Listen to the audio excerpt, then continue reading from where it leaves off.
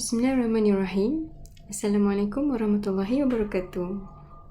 Alhamdulillah, Allah temukan kita sekali lagi dalam siri Twist episod yang ke-13. Okey, dalam episod lepas, kita dah pun cerita tentang satu hakikat peperangan alaf baru, iaitu GF, Ghazwatul Fiqh. Satu peperangan tanpa menggunakan senjata, tapi kesannya lebih parah dan lebih bahaya kepada mangsa, iaitu diri kita sendiri. Tanpa sedar, fikiran kita, hati kita, jasad kita, kepercayaan, akhlak, minat, kecintaan, obsesi dan juga orientasi hidup kita dah pun terlalu jauh dari Al-Quran sebagai wahyu daripada Allah SWT.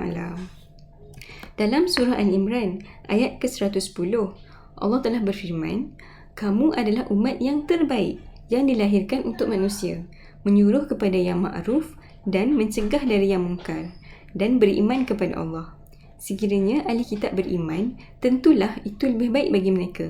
Di antara mereka ada yang beriman dan kebanyakan mereka adalah orang-orang yang fasik. Dalam ayat ni, Allah janjikan umat muslimin, iaitu kita, adalah umat yang terbaik kerana kita ajak orang kepada kebaikan dan cegah orang daripada buat jahat. Melalui sirah, kita dah pun didedahkan dengan kisah-kisah kehebatan umat-umat terbaik sebagai contoh apa yang Allah janjikan dalam ayat tadi. Rasulullah dan sahabat, Khulafa' Rashidin, Kerajaan Umayyah, Kerajaan Abbasiyah dan juga Kerajaan Uthmaniyah. Pada setiap zaman, Allah memenangkan umat Islam hanya kerana umat Islam tak lalai pada Al-Quran dan tujuan hidup kita, iaitu menjadi abid dan khalifah. Akidah mengilahkan Allah menjadi titik kesatuan seluruh kaum muslimin dari timur sehinggalah ke barat, tak kira bangsa, warna kulit ataupun budaya. Hukum Al-Quran dijulang tinggi sebagai dasar perlembagaan dan menjadi neraca setiap urusan kehidupan tanpa terkecuali. Kalimah Islam bergema ke seluruh pelosok dunia dan Islam dihormati sebagai agama dan ummah. Tak ada kuasa yang mampu menangani kita. Umat Islam menjadi rujukan dalam segala hal dan menjadi ummah yang paling dikagumi oleh Eropah. Ini adalah bukti semalam. Bagaimana pula dengan realiti umat Islam kita hari ini? Gelaran umat terbaik itu telah dilucutkan oleh Allah apabila amal ma'ruf tak lagi tertegak dan kemungkaran dibiarkan berleluasa. Realiti kita sebagai umat Islam hari ini dah terlalu jauh dengan contoh umat terbaik semalam. Hati kita hari ini tak lagi dipenuhi dengan Al-Quran seperti mana hati para sahabat, tabi'-tabi'in dan tokoh Islam semalam. Sistem khalifah dah pun terhapus. Tak ada lagi panglima Islam yang digeruni musuh untuk membela nasib umat Islam hari ini.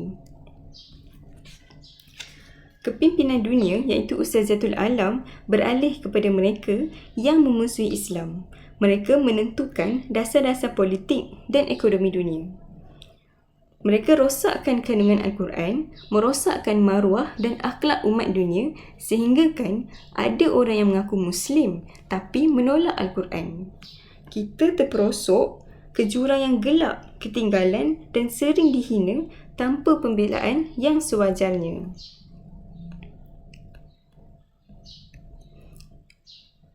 Kita adalah anak muda Islam yang hidup pada abad ni.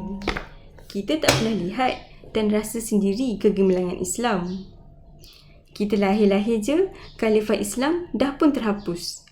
Kita lahir dengan melihat Islam sebagai satu agama yang kolot dan mundur, sehingga kan kita tak pernah sikit pun berasa bangga atau izah bergelar seorang Muslim. Kita lebih bangga jadi student atau alumni dari sekolah yang hebat-hebat. Kita lebih bangga bila kita dapat keputusan yang cemerlang. Kita lebih bangga bila kita dapat offer belajar dari negara Eropah. Malah yang lebih tragis, hati kita tak cukup terusik dengan penderitaan keluarga seakidah kita di Palestin, di Syria, di Myanmar dan ramai lagi. Kita rasa cukuplah dengan bagi sumbangan duit dan doa. Betul ke cukup? betul ke kita ni takkan dipertanggungjawabkan dengan penderitaan umat Islam hari ni? Tak rindu ke kita pada zaman keemasan Islam? Tak nak ke kita jadi umat yang terbaik yang Allah janjikan dalam ayat tadi? Persoalannya, apa yang kita sebagai anak muda Islam ni nak kena buat sekarang? Nak kena lantik seorang khalifah ke? Nak kena pergi lawan Zionis dekat Palestin ke? Jawapannya, dah pun Allah sediakan kepada kita melalui sirah perjuangan Rasulullah SAW, Nabi kita sendiri. Jom kita tengok balik macam mana Rasulullah bermula. Pada zaman Mekah, sebelum kedatangan Islam, masyarakat dah pun rosak dengan ajaran-ajaran yang terpesong dari akidah ketuhanan. Mereka sangat percayakan kepada berhala, akhlak mereka rosak, bunuh anak, pelacuran, judi dan arak merata-rata. Samalah juga dengan keadaan kita sekarang kan? Tapi macam mana Rasulullah dan sahabat buat sampaikan dari Mekah yang penuh jahiliah tu berkembang sehinggalah menjadi tamadun Islam Ustaziatul Alam yang dikagumi seluruh dunia.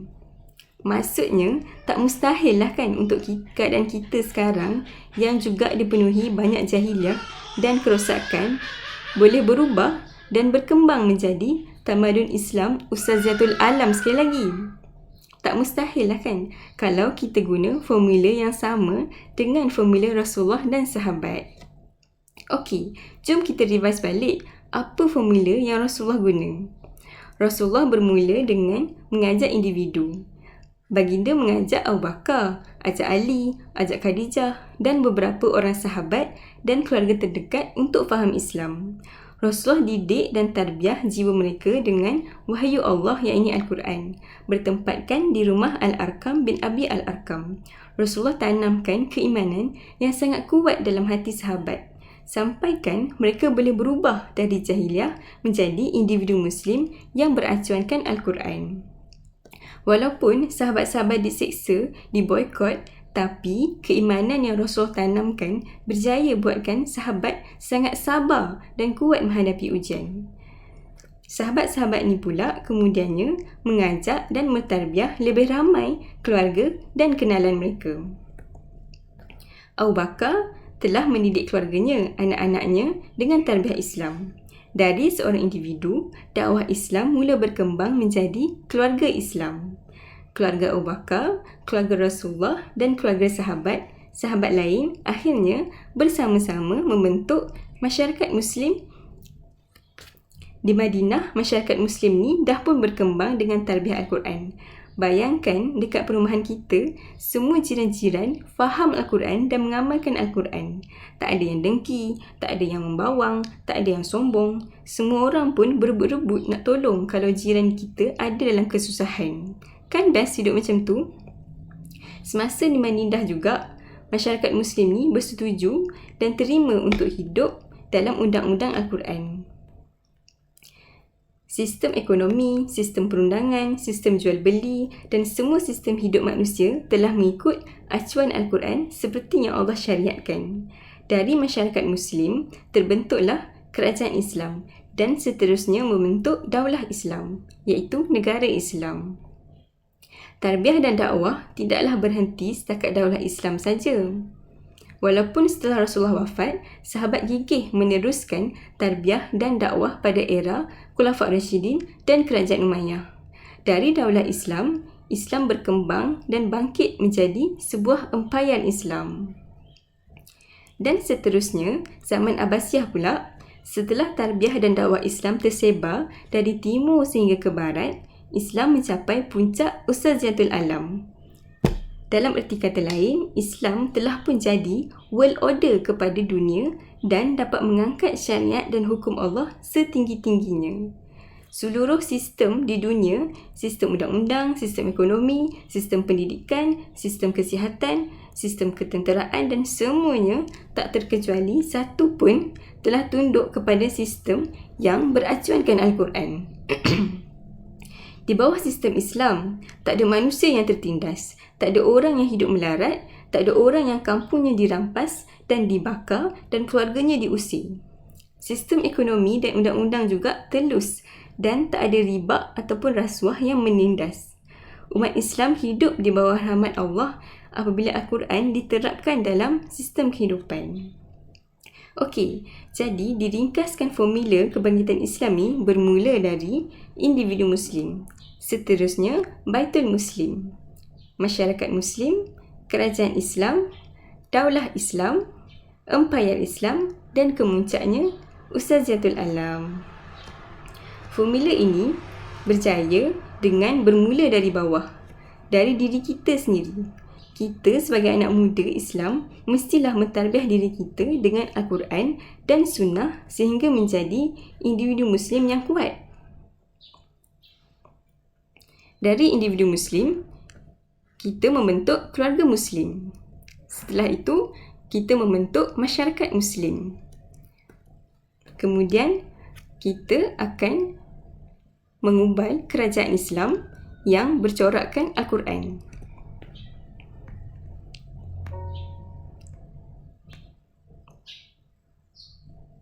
Dan seterusnya, kerajaan Islam ini akan menjadi empayar Islam dan menjadi Ustaziatul Alam.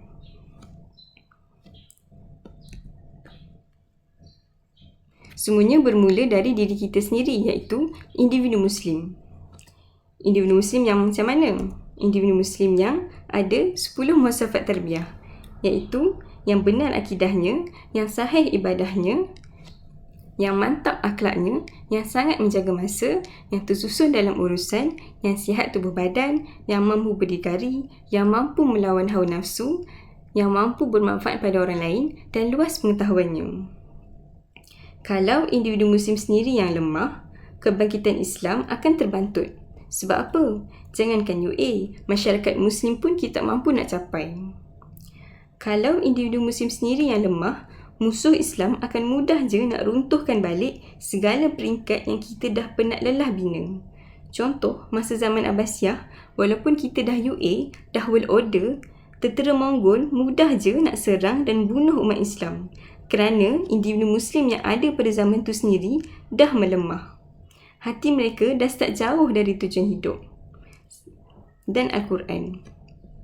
Sebab itu, kita kena kuat dalam nak membina akar kepada satu pokok yang besar. Kita kena menjadi individu Muslim yang kuat dengan Al-Quran dan hadis. Terpasak kukuh dalam hati kita kalimah La ilaha illallah Muhammadur Rasulullah dalam kehidupan yang sebenarnya, bukan sekadar ucapan waktu tahiyat akhir. Mungkin sekarang kita akan terfikir, susahnya, lamanya Islam nak capai UA. Ya, memang jalan ni panjang. Tapi jalan ni adalah jalan yang dah pun dibuktikan oleh Rasulullah, sahabat dan pejuang-pejuang Islam yang meneruskan perjuangan ni. Untuk lebih senang kita faham apa peranan yang sepatutnya kita buat sekarang, jom kita analyse semula graf ISK ni. Dan kita tengok apa bentuk dakwah yang dibuat oleh setiap tokoh pada setiap zaman yang berbeza. Kita ambil 3 contoh, iaitu zaman Mekah, zaman Khulafa' Rashidin dan juga zaman Abbasiyah. Tokoh masa zaman Mekah kita ambil Abu Bakar dan Mus'ab bin Umair.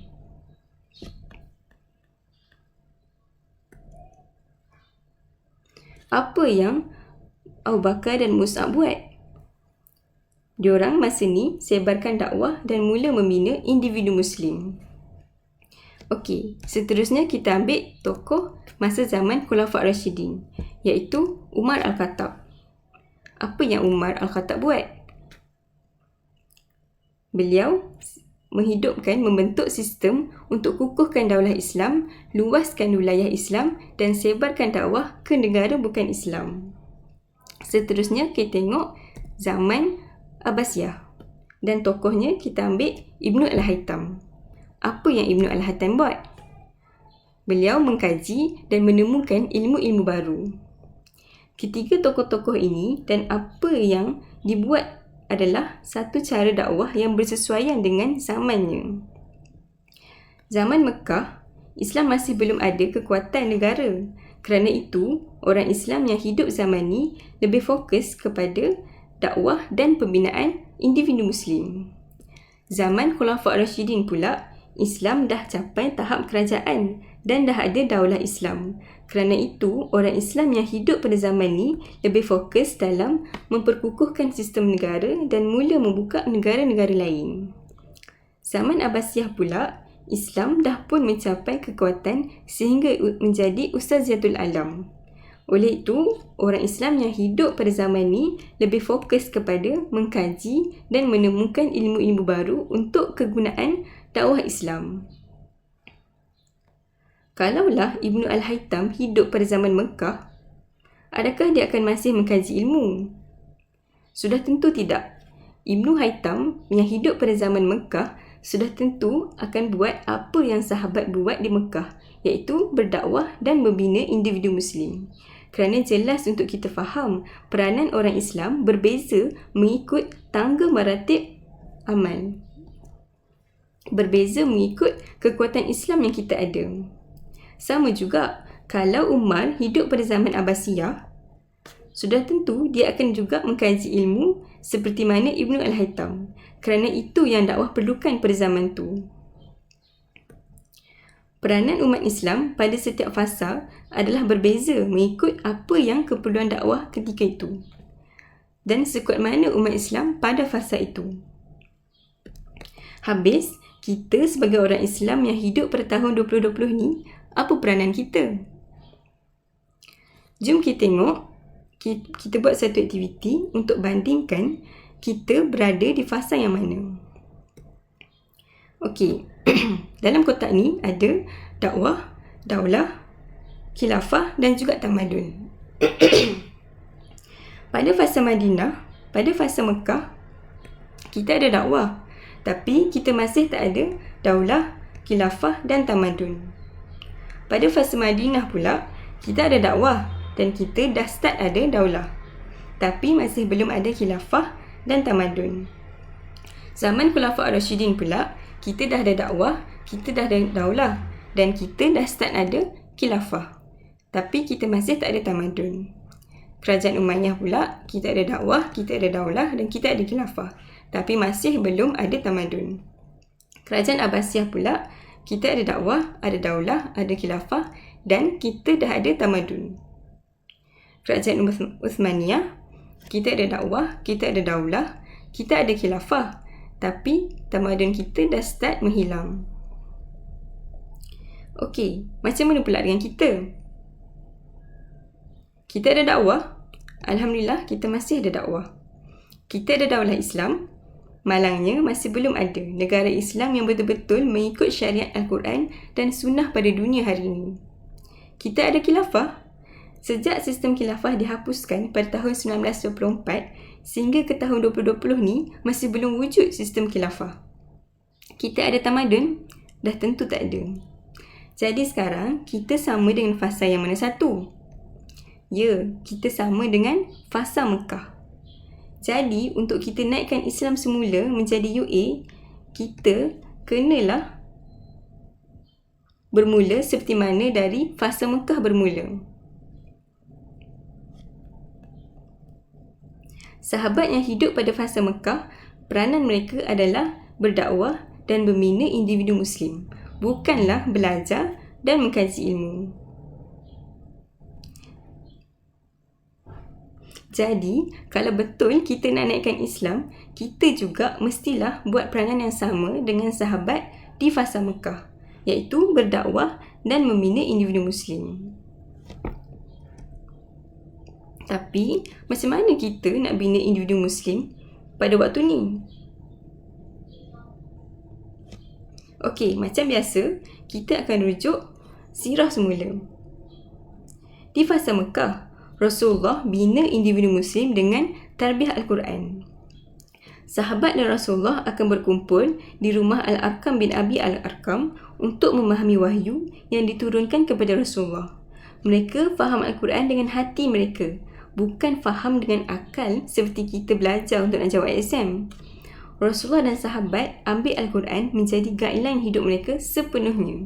Setiap apa yang diperintahkan wahyu, mereka pegang dan mereka laksanakan sehabis baik. Al-Quran bukan hanya dibaca sewaktu bulan Ramadan. atau waktu majlis khatam Al-Quran. Al-Quran bukan hanya dijadikan hiasan gantungan di dinding rumah atau di kedai-kedai. Al-Quran bukan hanya dijadikan rawatan jampi untuk menyembuhkan penyakit. Peranan Al-Quran dalam hidup manusia adalah jauh lebih besar dan lebih penting dari sekadar menjadi hiasan dinding dan jampi untuk menghalau jin. Dengan Al-Quran yang tertanam dalam hati, sahabat dapat bersabar dan dengan segala siksaan dan kelaparan di fasa Mekah. Dengan Al-Quran, sahabat berani berjuang di medan perang dan mengimpikan syahid. Dengan Al-Quran, sistem daulah Islam dapat terbentuk sehingga dengan adil tanpa menindas mana-mana pihak. Dengan Al-Quran, khilafah yang memegang pemerintahan tetap meletakkan syariat Allah yang paling tinggi melebihi segala-galanya. Inilah hakikat sebenar Al-Quran yang ditarbiahkan oleh Rasulullah dan sahabat. Dengan Al-Quran, kita mencapai usahatul alam. Individu Muslim yang dibina melalui tarbiyah Al-Quran ni menjadi kunci kepada kebangkitan Islam pada fasa-fasa yang seterusnya. Melalui sirah, dianggarkan hanya 300 orang sahaja sahabat yang menerima Islam daripada keseluruhan penduduk di masyarakat Mekah pada ketika itu, iaitu seramai 10,000 orang. Kalau kita nak kira persentage, 300 bahagi 10,000 darab 100, kita akan dapat 3%.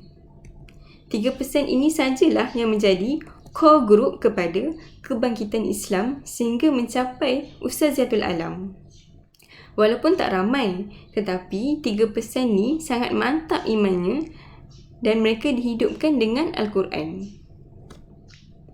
Pada realiti kita hari ini, kita hanya perlu bina 3% pada diri kita sendiri dan juga orang lain.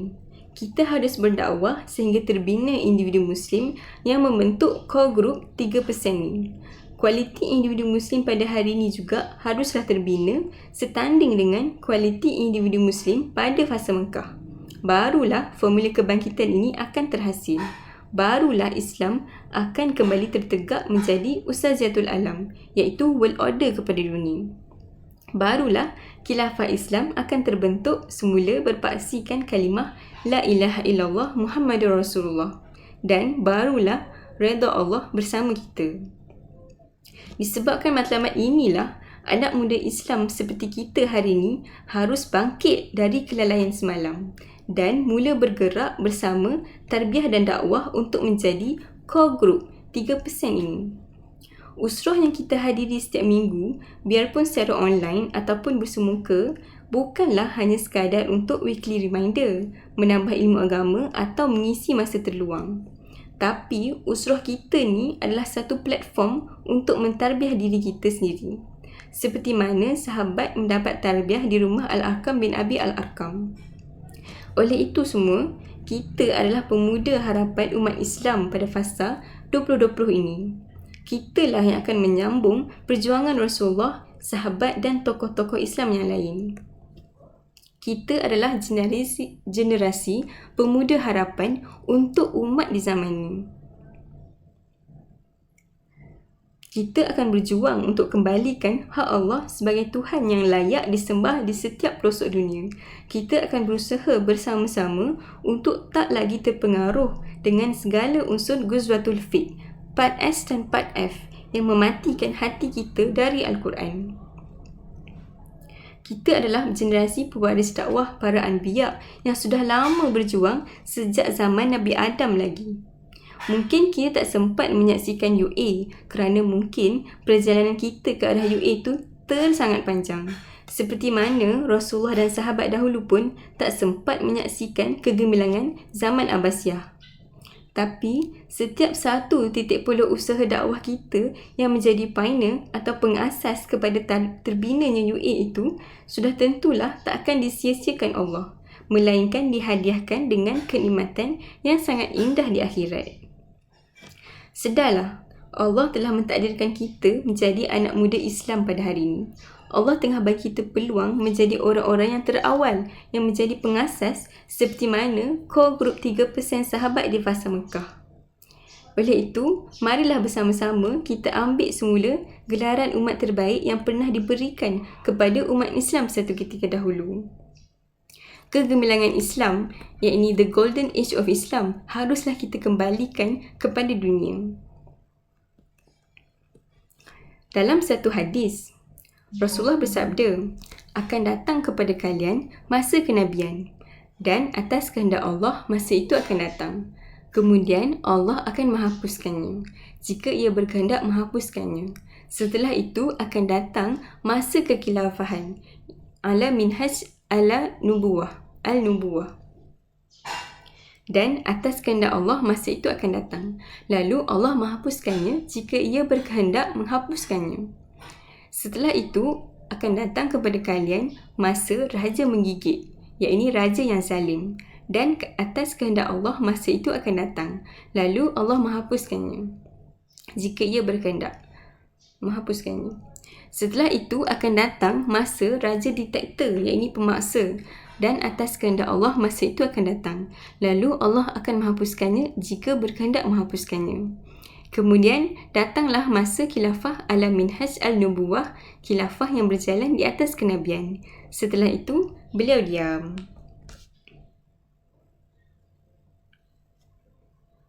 Kemenangan umat Islam telah dijanjikan Allah melalui hadis ni. Islam tetap akan menang bersama kita atau tanpa kita. Tapi rugilah kalau kita tak rebut peluang mendapatkan syurga ni. Rugilah kalau kita tak menjadi orang yang bersama-sama dalam gerabat tarbiyah dan dakwah ni. Daripada individu Muslim, kita haruslah bina diri kita balik dari bawah. Sehingga kan satu demi satu anak tangga ini kita pijak dan kita panjat sehingga tercapainya Ustaziatul Alam. Tapi pernah terfikir tak? Aku ni student je. Macam mana nak berdakwah? Macam mana nak bina individu Muslim? Okey, persoalan ni kita akan jawab pada episod yang seterusnya. Itu saja untuk episod kali ini. Assalamualaikum.